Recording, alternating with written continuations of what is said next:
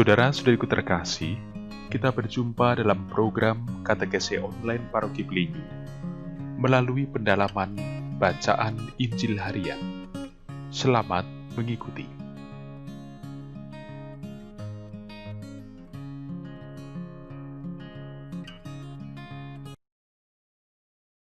Pewartaan Sabda Tuhan dikutip dari Injil Lukas pasal 11 ayat 5-13. Lalu kata Yesus kepada mereka, "Jika seorang di antara kamu pada tengah malam pergi ke rumah seorang sahabatnya dan berkata kepadanya, 'Saudara, pinjamkanlah kepadaku 3 roti, sebab seorang sahabatku yang sedang berada dalam perjalanan singgah ke rumahku, dan aku tidak mempunyai apa-apa untuk dihidangkan kepadanya.' Masakan ia yang di dalam rumah itu akan menjawab, 'Jangan mengganggu aku, pintu sudah tertutup, dan aku serta anak-anakku sudah tidur. Aku tidak dapat bangun dan memberikannya kepada saudara.' Aku berkata kepadamu, sekalipun ia tidak mau bangun dan memberikannya kepadanya, karena orang itu adalah sahabatnya, namun karena sikapnya yang tidak malu itu, ia akan bangun juga dan memberikan kepadanya apa yang diperlukannya. Oleh karena itu aku berkata kepadamu, mintalah, maka akan diberikan kepadamu, carilah, maka kamu akan mendapat, ketoklah, maka pintu akan dibukakan bagimu. Karena setiap orang yang meminta, menerima, dan setiap orang yang mencari, mendapat, dan setiap orang yang mengetok, baginya pintu dibukakan. Bapa manakah di antara kamu, jika anaknya minta ikan daripadanya, akan memberikan ular kepada anaknya itu ganti ikan? Atau jika ia minta telur, akan memberikan kepadanya kalajengking? Jadi, jika kamu yang jahat tahu memberi pemberian yang baik kepada anak-anakmu, apalagi Bapamu yang di surga, ia akan memberikan Roh Kudus kepada mereka yang meminta kepadanya." Demikianlah sabda Tuhan.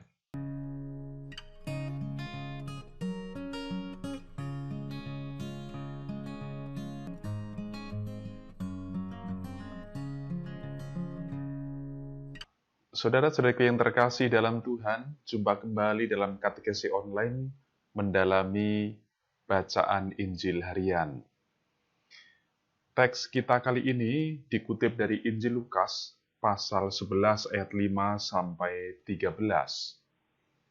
Teks ini bisa disebut sebagai bagian kedua dari perikop Lukas yang bicara tentang Yesus mengajar para murid untuk berdoa. Untuk memahaminya, tentu mesti dihubungkan dengan teks sebelumnya yang sudah dibicarakan.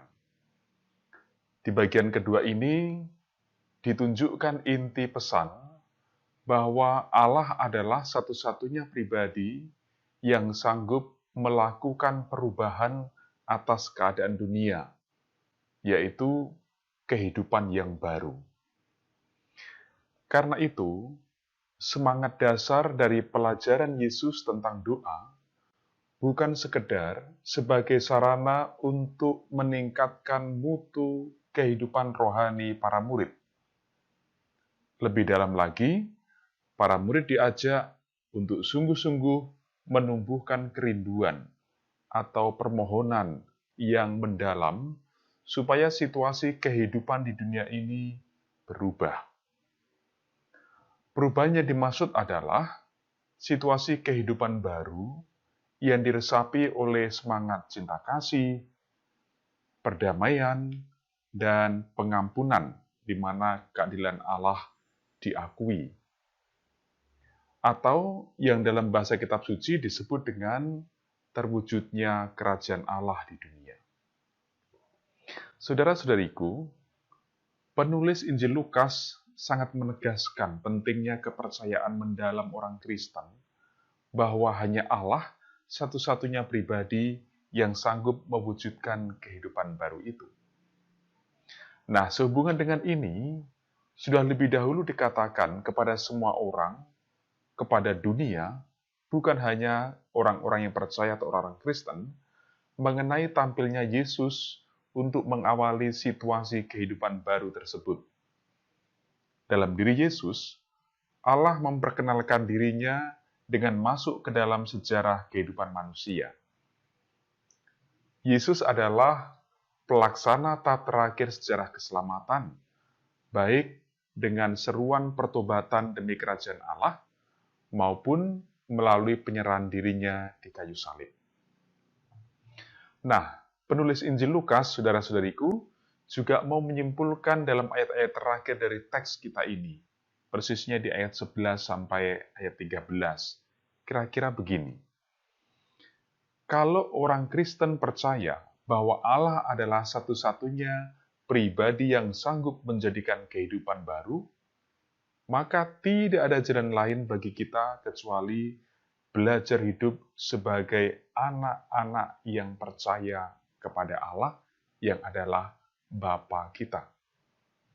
Alasannya, supaya dengan begitu, isi pengharapan, kerinduan-kerinduan, keinginan-keinginan dalam doa-doa kita tidak lain hanyalah anugerah surgawi.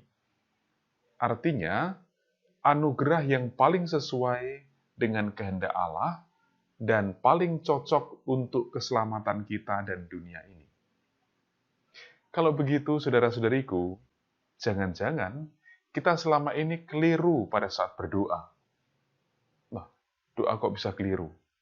Nah, mungkin kita tidak berpikir tentang anugerah surgawi dalam doa-doa kita. Tetapi kita melulu memenuhi pikiran dan perasaan dengan keinginan untuk dipuaskan atas seluruh keinginan pribadi dan bahkan cenderung egois. Hanya untukku saja, tidak mau tahu dengan urusan dan kebutuhan orang lain. Waduh, masa sih sebagai anak-anak Allah, sikap berdoa kita masih begitu? Masa sih seperti itu seorang beriman, cara berdoanya, padahal Allah Bapa kita itu kita yakini, kita imani sebagai Allah yang sangat murah hati. Saudara-saudariku, jadi kali ini kita diajak maju selangkah setidak-tidaknya dalam hal berdoa. Dalam hal keyakinan iman. Mari pertama-tama kita mengharapkan anugerah surgawi, supaya segera terwujudlah kehidupan baru, yaitu kehidupan yang diresapi oleh semangat cinta kasih, perdamaian, dan pengampunan.